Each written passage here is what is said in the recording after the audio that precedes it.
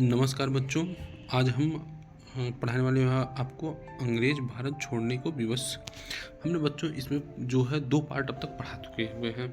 जैसे पहला पार्ट हमने पढ़ा हुआ था कि अंग्रेज़ों ने सबसे पहले देखलन की स्थिति बड़ी खराब ही हो भारतीयन के, और भारतीय जो है एकदम क्रोधित हैं, उन्हें गुस्सा चरम पे बा। तो उन्हें शांत करे खातिर एक अधिनियम लेलन जेकर नाम रहा भारत शासन अधिनियम। अच्छा, भारत शासन अधिनियम लेकिन तो उन्हें लगल कि जो कि भारतीय पर मानी है और हम लोग के जो हो कि कुछ दिन के शासन करे के मोहलत मिली है। इसे कहा ना कि अगर भागत है तो भागत में भागत भूत लंगोटे सही, मतलब कहे का कि कुछ ही मिलिया है, कुछ ही दिन के शासन मिलिया है, वो हम लोग के कबूल हो। तो अंग्रेज वो चाहते रहे कि हम लोग कुछ ही दिन के शासन करे के मौका मिली है, ताकि जो हम लोग भारत पे शासन कर सकी।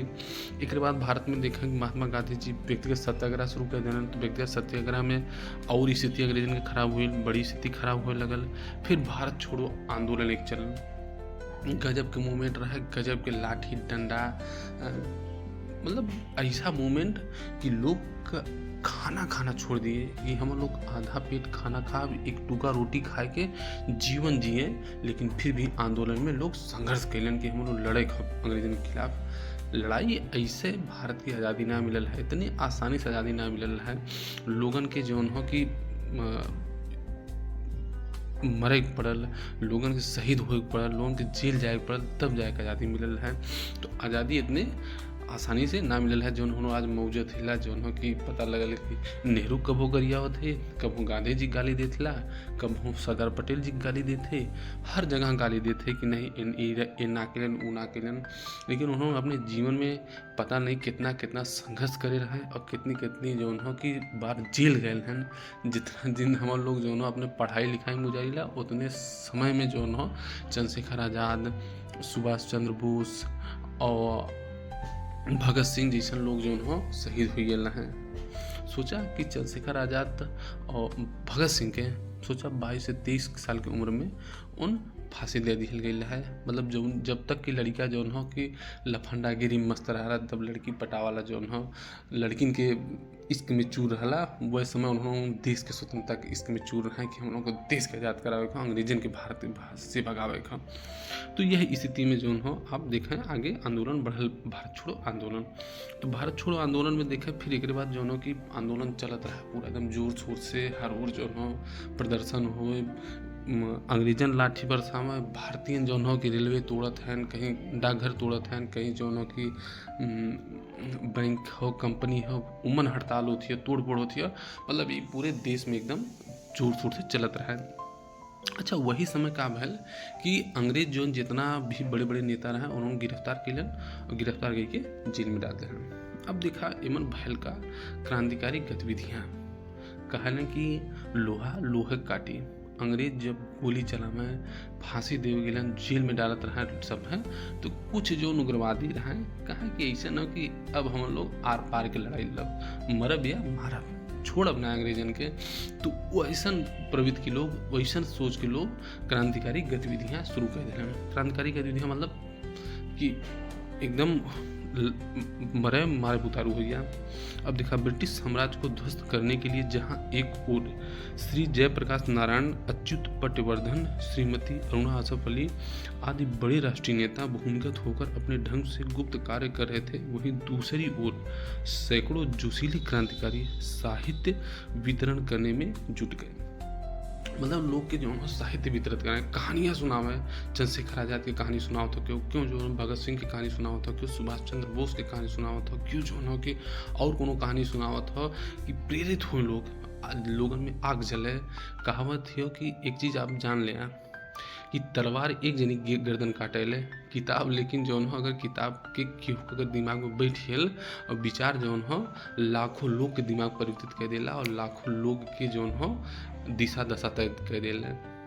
तो विचार हमेशा प्रभावी होले, विचार हमेशा जौन हो कि आगे होला। अगर विचार तो हर दिमाग जो खुरपाती हो तो परमाणु बम बनाए कि एक दाय में लाखों हजारों लोग के मार सकेला। अगर मूड बुद्धि हो तो तलवार से एक जनी मर गया। तो वही तरह से देखें हमरा आसिफ अली और ये सब जो हो साहित्य बाँटें कि साहित्य मतलब जो हो कि अच्छी अच्छी कहानियाँ जो अंग्रेजन के जो हो विरुद्ध रहा, अंग्रेजन के विजय दिए लाए हो ताकि जो है अंग्रेजन के विरुद्ध जो लोगन के डर रहा है, भय हो, वो दूर होए और लोग अंग्रेजन के खिलाफ खड़ा हो जाए। तो वहीं उन्होंने निर्भय होकर देश की आज़ादी के लिए अपने को बलिदान कर दिया, निर्भय होकर कि कोई डर नहीं है, कोई जो है कि मलाल नहीं है कि हम लोग मर जाएंगे, क्या हो जाए, कुछ ना है। हम लोग खाली भारत के आज़ाद करवावे खो, बस यह जो समय अपन इच्छा रहे। इन युवकों की बलिदान गाथाएं स्वतंत्रता संग्राम के इतिहास में अमर रहेंगी। भाई अमर हो ही जाएंगी कि जो अपने 22 साल की उम्र में जब फांसी चढ़ गया, जो 21 साल पे जैसे राम प्रसाद बिस्मिल 19 साल के थे, और जो है कि रोशन सिंह और कम एज के थे, ये सब बड़े कम उम्र में जो है कि फांसी पर झूल गए। तो सोचा जो नो कि इन्होंने हमेशा ज़िंदगी में आज भी देखा, जब भी कहीं आंदोलन हुई, कहीं संघर्ष हुई, हमेशा भगत सिंह के नारा लगी, हमेशा इंकलाब जिंदाबाद के नारा लगी।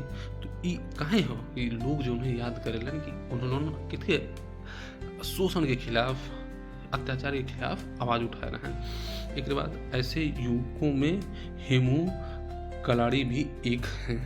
अब हेमू कलाड़ी कौन है? हेमू ने 23 अक्टूबर सन 1942 ईस्वी की रात्रि को रेलगाड़ी में ले जा रहे ब्रिटिश फौज तथा शस्त्रों को नष्ट करने का प्रयास किया। इन्हें लगा कि अगर शस्त्री पहुंच ही आई जहां इन्होंने अंग्रेज भेजे थे, तो वह तो पूरा मार मार के जो उन्होंने गर्दा मचा दी है अंग्रेजन। तो इनका किलन की उस शस्त्र नष्ट कर दिलन।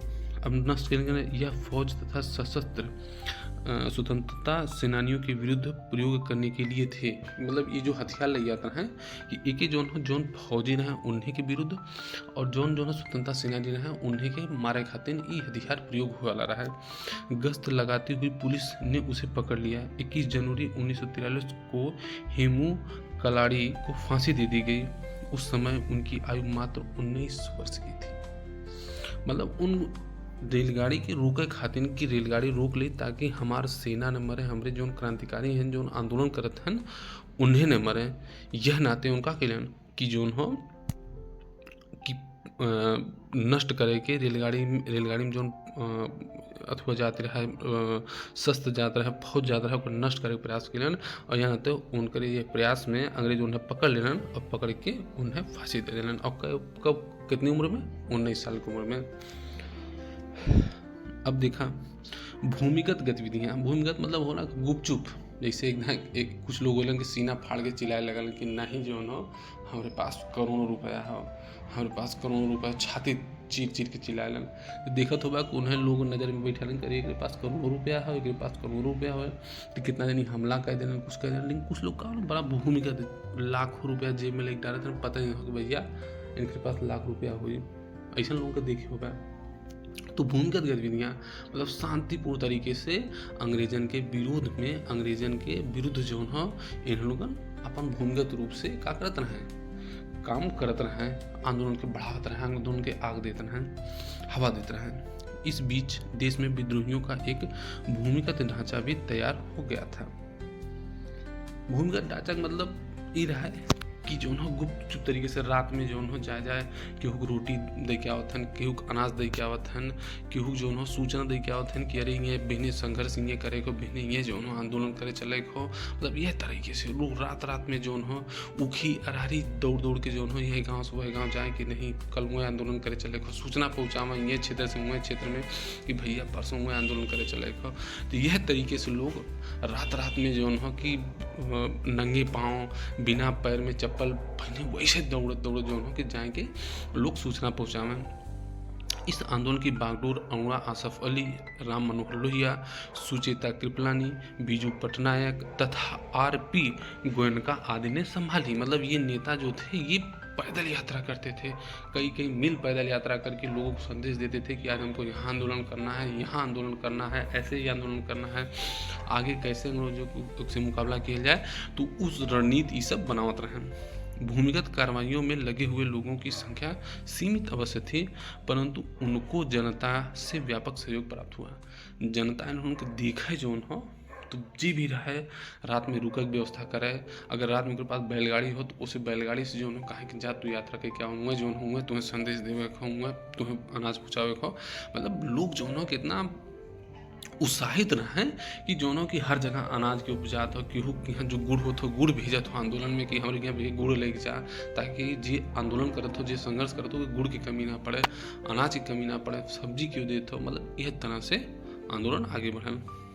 भूमिगत आंदोलन की गतिविधि पुलों को उड़ाना, टेलीफोन के तार काटना तथा रेल की पटरियों को उखाड़कर संचार माध्यम को नष्ट करना, मतलब इनका कुल उद्देश्य ही रहा है कि अगर जैसे हम लोग पुल उड़ा दे तो अंग्रेज सेना जो जात ही हो आवत ही हो, अंग्रेज सेना के आवागमन बंद हो जाए, तो हम लोग वह रास्ता काट दे तो का हो आराम से जो हो विद्रोह कर सकीला। टेलीफोन अगर तार काट दे तो पता लगे जो अंग्रेज मुंबई से बैठ के दिल्ली में फ़ोन करत हो, दिल्ली से बैठ के कोलकाता फ़ोन करत हो, वो फ़ोन व्यवस्था बंद हो जाए। जब फ़ोन व्यवस्था बंद हो जाए तो उन्हें के सूचना मिल पाई कि दिल्ली में का होता और मुंबई में का होता। यही तरह रेल की पटरियाँ उखाड़ते बा तो रेल की पटरिया के माध्यम से उन्हें का हो हथियार ले जाता है, सेना ले जाता है, तो वह जो का हो जाए बंद हो जाए। तो यह नाते इन 3 चीज़ों पर टारगेट बहल कि ताकि सेना के और जो हो कि सशस्त्र व्यवस्था के ध्वस्त किया जाए। और इसे कहा जब ये ध्वस्त हुई हैं तो अंग्रेज अपने आप से दबी हैं और हम लोग के आज़ादी मिली आई। अब देखा बच्चों आज़ाद हिंद फौज का संघर्ष, अब कल हम इसको पढ़ाएंगे। नमस्कार।